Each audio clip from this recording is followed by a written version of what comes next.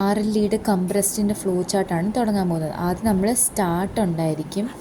എന്നിട്ട് അത് ആദ്യം ചെയ്യാൻ പോകുന്നത് കൗണ്ട് നമ്മൾ ആദ്യം നമ്മൾ 0 ആക്കും. അതായത് ക്യാരക്ടർ കൗണ്ടാണിത്. ഓക്കെ, എന്നിട്ട് ക്യാരക്ടർ റിപ്പീറ്റ് എന്ന് പറയുന്ന സാധനം 6 നമ്മൾ കൊടുക്കുന്നത്. അത് നമ്മൾ =0 ആക്കി വെച്ചു. എന്നിട്ട് അടുത്ത് എന്ത് ചെയ്യാൻ പോകുകയെന്ന് വെച്ചാൽ നമ്മൾ റീഡ് ദ ക്യാരക്ടർ. എന്നിട്ട് ആ വായിക്കുന്ന ക്യാരക്ടർ എൻഡ് ഓഫ് ഫയലാണ് എന്ത് ചെയ്യും, സ്റ്റോപ്പ് ചെയ്യും.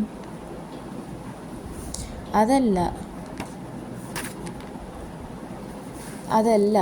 എൻഡ് ഓഫ് ഫയൽ അല്ലെങ്കിൽ നമ്മൾ എന്ത് ചെയ്യും, കൗണ്ട് count +1. എന്നിട്ട് നമ്മൾ എന്ത് ചെയ്യും, കൗണ്ട് ആദ്യം കൂട്ടും. കൗണ്ട് കൂട്ടിക്കഴിഞ്ഞിട്ട് ആ കൗണ്ട് എന്ന് പറയുന്നത് =1 ആണോ നോക്കും. 1 ആണ്, അതായത് നമ്മൾ തുടക്കത്തിൽ ചെയ്യുന്നുള്ളെങ്കിൽ നമ്മൾ SC എന്ന് പറയുന്ന സാധനത്തിനകത്ത് നമ്മൾ CH save the character. Okay yes ആണെങ്കിൽ. അതല്ല നമുക്ക് ഫസ്റ്റ് ക്യാരക്ടർ അല്ലെങ്കിൽ നമ്മൾ SCക്കകത്ത് നമ്മൾ CH ഇടും. ഇനി അപ്പം SCക്കകത്ത് CH ഇടുമ്പോൾ സെയിം ക്യാരക്ടർ അല്ലേ, അപ്പോൾ നമ്മൾ റിപ്പീറ്റ് അത് എന്താക്കണം, റിപ്പീറ്റ് +1 ആക്കണം.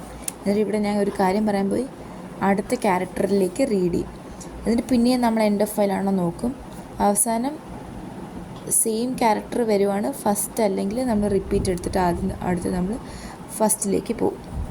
ഇനി അതല്ല, ഇങ്ങനെ വന്ന് സെയിം ക്യാരക്ടറും അല്ല ആൻഡ് അതിൻ്റെത് <4 ആണോ നോക്കും. <4 ആണെങ്കിൽ എന്താണ്, നമുക്കതിനെ ജസ്റ്റ് ഡയറക്റ്റായിട്ട് അങ്ങ് എഴുതാൻ പറ്റും. അതല്ലാന്നെങ്കിൽ നമുക്ക് കംപ്രസ് ചെയ്യണം. <4 ആണെങ്കിൽ അതായത് ഔട്ട്പുട്ടിലേക്ക് കൊടുക്കാം. Write SC on output repeating R times. അല്ലെങ്കിൽ എന്ത് ചെയ്യണം, compress. That means write in compressed format. ഇതെല്ലാം ചെയ്ത് കഴിഞ്ഞിട്ട് നമ്മളെല്ലാം കൂടെ നമ്മൾ എങ്ങോട്ട് കൊടുക്കും, അതായത് നമ്മുടെ കൗണ്ട് 0 ആക്കുക ആൻഡ് സേവ് എന്താണ്, SC = character go to 1. Fine.